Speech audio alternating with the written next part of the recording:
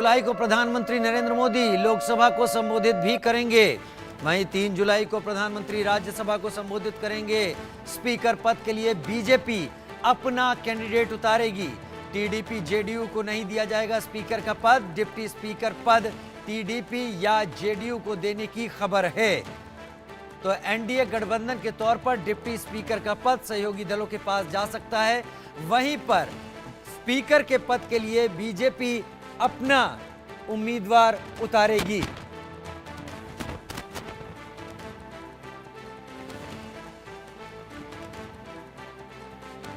आप तस्वीरों में इस वक्त राहुल गांधी और प्रियंका को देख रहे हैं, जहां राहुल ने रायबरेली सीट को चुना है, वायनाड को छोड़ा है और प्रियंका वायनाड से चुनाव लड़ने की तैयारी में है। अब वो तस्वीरें आप देख रहे हैं। लेकिन इस बीच बड़ी खबर ये कि 3 जुलाई को प्रधानमंत्री राज्यसभा को संबोधित करेंगे।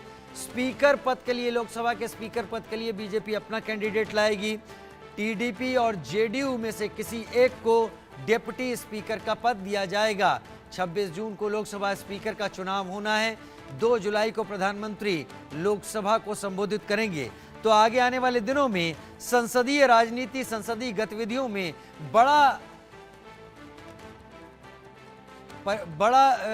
बहुत ज्यादा गतिविधि होती दिखने की तैयारी है, जहां पर प्रधानमंत्री नरेंद्र मोदी सदनों को संबोधित करेंगे। लोकसभा स्पीकर का चुनाव 26 जून को तय है। 24 जून से सत्र शुरू हो रहा है।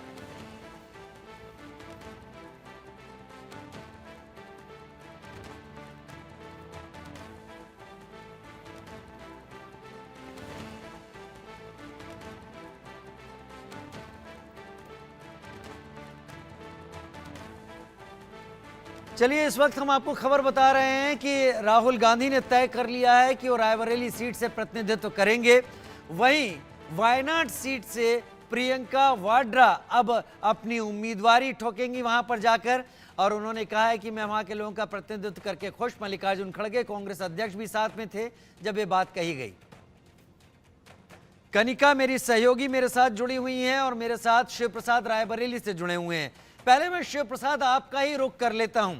रायबरेली जहां से राहुल गांधी ने इस बार चुनाव को जीता, मां ने आखिर कहा था मैं अपना बेटा सौंप कर जा रही हूं। रायबरेली वालों ने उस बेटे को उतना मान दिया। तो रायबरेली कितना खुश है राहुल गांधी के इस फैसले से? राजीव, हम सभी जानते हैं कि जिस प्रकार से हम थोड़ा सा पीछे जाते हैं, जब नामांकन प्रक्रिया चल रही तो उसमें आखिरी दिन यानी 3 मई को और भोर में यानी आधी रात को पता चला कांग्रेसियों को कि गांधी परिवार से राहुल गांधी यहां चुनाव लड़ने आ रहे हैं। नामांकन दाखिल हुआ, वो जो खुशी थी कांग्रेसियों की, गठबंधन के जो अन्य दल थे, उसके बाद जब चुनाव हुआ, जब रिजल्ट आया तो वो खुशी इतनी ज्यादा वोटों में तब्दील हुई कि अपने जो प्रतिद्वंदी रहे बीजेपी के, उनके जो जीत का अंतर रहा लगभग 4 लाख वोटों का अंतर रहा। तो इस लिहाज से जब पार्टी के राष्ट्रीय अध्यक्ष ने कल घोषणा की, ये बताया मीडिया के सामने कि राहुल गांधी रायबरेली से रहेंगे, तो उत्साह बहुत ज्यादा था।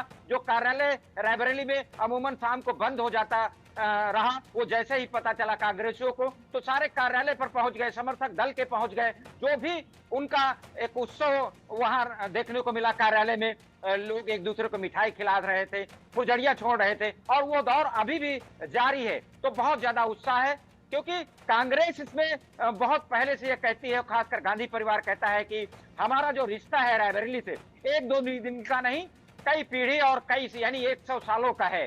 तो उस लिहाज से, और दूसरी बात यह है कांग्रेस अगर देखा जाए लोकसभा चुनाव के बाद विधानसभा उत्तर प्रदेश की बात की जाए तो उसमें कांग्रेस बहुत सालों से यानी 30-35 सालों से बहुत कम रही है विधानसभा में। तो आगे 27 का चुनाव है, बड़ी रणनीति है, और हिंदी भाषी जो प्रदेश है वहां से राहुल गांधी अगर नेतृत्व रायबरेली से करेंगे, आसपास के जो जिले नहीं अन्य प्रदेश जो है, तो बड़ी भूमिका राहुल गांधी की रहेगी, और उसके पीछे जो रायबरेली की जनता कांग्रेसी वो मदद करते रहेंगे। तो इस लिहाज से रायबरेली का जो कांग्रेसी संगठन है, गठबंधन के दल के लोग हैं, काफी उत्साहित नजर आ रहे हैं। शायद अगला विधानसभा चुनाव जो उत्तर प्रदेश में होगा उसको देखते हुए राहुल गांधी और कांग्रेस की तरफ से फैसला लिया गया है कि वो अगर उत्तर प्रदेश में मौजूद रहेंगे और जिस तरीके से इस बार कांग्रेस को सीटें मिली हैं उसको देखते हुए अगली बार विधानसभा चुनाव में कांग्रेस दमखम के साथ अपनी मौजूदगी दर्ज कराएगी। कनिका मेरे साथ जुड़ी हुई हैं। कनिका, वायनाड प्रियंका वाड्रा वहां पर जा रही हैं, ये पहली बार होगा अगर वो जीतती हैं तो किसी सदन का हिस्सा बनेंगी। कांग्रेस में प्रियंका वाड्रा को लेकर, वायनाड को लेकर कितना उत्साह दिख रहा है? देखिए, बिल्कुल साफ तौर पे राहुल गांधी ने कल को फैसला कर दिया। मल्लिकार्जुन खड़गे की ओर से ये औपचारिक ऐलान किया गया कि राहुल गांधी रायबरेली सांसद बने रहेंगे, वायनाड सीट को छोड़ेंगे और वायनाड सीट से राहुल गांधी की बहन और गांधी परिवार की बेटी प्रियंका गांधी वाड्रा जो है वो चुनाव लड़ेंगी। और पहली बार ऐसा होगा कि प्रियंका गांधी वाड्रा अपनी इलेक्टोरल पॉलिटिक्स की शुरुआत दक्षिण भारत से करने वाली हैं, यानी कि दक्षिण भारत की वायनाड सीट से वो अपनी शुरुआत करने वाली हैं। तमाम कांग्रेस नेताओं का ये सपना रहा है कि प्रियंका गांधी जो है वो कहीं ना कहीं खुलकर सामने आए, संसद में जाएं, आवाज उठाएं। और हमने देखा कि चुनाव से पहले भी लगातार कई नेताओं की मांग थी कि प्रियंका गांधी को अब इलेक्टोरल पॉलिटिक्स की शुरुआत कर देनी चाहिए। यही फैसला जो कल लिया गया है उसके बाद तमाम जो कांग्रेस के नेता हैं, कार्यकर्ता हैं, वो बहुत खुश है। और खास कर बात करें अगर तो कहीं ना कहीं एक अलग उत्साह जो है वो लोगों में नजर आ रहा है। और तमाम कांग्रेस नेताओं ने कल ट्वीट भी किए।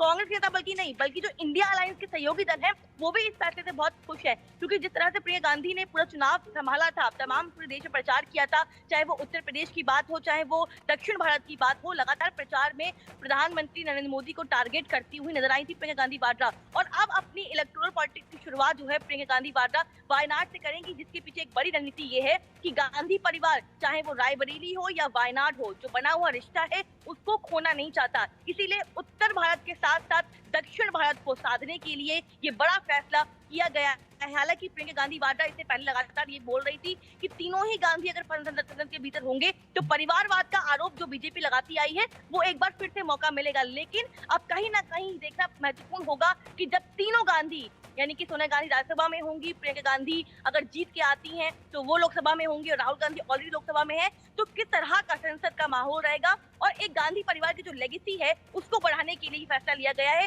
हालांकि राहुल गांधी ने कल इस बात का जिक्र किया कि वायनाड और रायबरेली दोनों ही सीट उनके लिए इंपॉर्टेंट है और वो भावुक भी इस बात को लेकर हुए कि ये फैसला करना बहुत कठिन है। और वहीं प्रियंका गांधी के अगर आप बात की बात देखें या उनके बयान की बात देखें तो वो इमोशनल अप्रोचमेंट जो है वो नजर आ रही है। लेकिन कहीं ना कहीं अब राहुल गांधी रायबरेली संभालेंगे, प्रियंका गांधी वाड्रा जो है वो उपचुनाव में वायनाड चुनाव लड़ेंगी। दिलचस्प मुकाबला होगा और देखना होगा कि जो कांग्रेस पार्टी ने दक्षिण और उत्तर भारत की रणनीति तैयार की है उस रणनीति के तहत क्या कांग्रेस पार्टी 2027 में उत्तर प्रदेश का विधानसभा चुनाव और हिंदी भाषी राज्यों में जहां पर कांग्रेस पार्टी बहुत कमजोर है जैसे मध्य प्रदेश, छत्तीसगढ़, हरियाणा, इन तमाम राज्यों में क्या इस फैसले के बाद कोई बड़ा फेरबदल होने देखने को मिलता है या नहीं मिलता, इस तमाम पहलुओं को ध्यान में रखते हुए ये फैसला किया गया है कि राहुल गांधी रायबरेली चुनाव सांसद रहेंगे और प्रियंका गांधी वाड्रा जो कि उनकी छोटी बहन है वो राहुल गांधी की सीट यानी कि वायनाड जो उन्होंने छोड़ दी है वहां से उपचुनाव लड़ेंगे। तो इसके पीछे एक बड़ी रणनीति, एक बड़ा फैसला जो है वो किया गया है। लेकिन ये रणनीति कितनी काम आएगी कांग्रेस पार्टी के लिए ये देखना दिलचस्प होगा। लेकिन दोनों ही सीटों को साधने के लिए ये फैसला गांधी परिवार और कांग्रेस पार्टी ने किया है। दिलचस्प बहुत होगा कनिका, लेकिन यहाँ पर एक बात ये भी समझने की जरूरत है कि क्या वायनाड में हो रहे इस री इलेक्शन यानी राहुल गांधी अब छोड़ देंगे तो जाहिर सी बात है इलेक्शन कमीशन वहां पर चुनाव कराएगा और प्रियंका वहां से कांग्रेस की उम्मीदवार होंगी। लेकिन क्या एनी राजा एक बार फिर से सामने आकर खड़ी नहीं होंगी? क्या इंडी गठबंधन के तहत वहां पर एनी राजा को मनाने की कोशिश कांग्रेस करेगी? देखिए, बिल्कुल सवाल यही खड़ा हो रहा है और यही सवाल एनी राजा से पूछा जा रहा है। हालांकि हमारे चैनल पे भी उन्होंने इस बात का जिक्र किया है कि ये फैसला बाद में पार्टी के भीतर तय होगा। हालांकि उस फैसले से वो कहीं ना कहीं अभी ये कहती नजर आ रही है कि कोई फैसला नहीं किया गया। लेकिन बिल्कुल दिलचस्प मुकाबला ही देखने को होगा कि जिस तरह से राहुल गांधी के सामने एनी राजा ने मुकाबला दिया, वायनाड सीट से लड़ने का फैसला किया, क्या अब प्रियंका गांधी वाड्रा के सामने भी एनी राजा जो है वो चुनाव लड़ेंगी या नहीं लड़ेंगी? हालांकि अगर हम सीपीआई की बात करें तो सीपीआई की ओर से अभी इस तरह का कोई फैसला जो है रखा नहीं गया।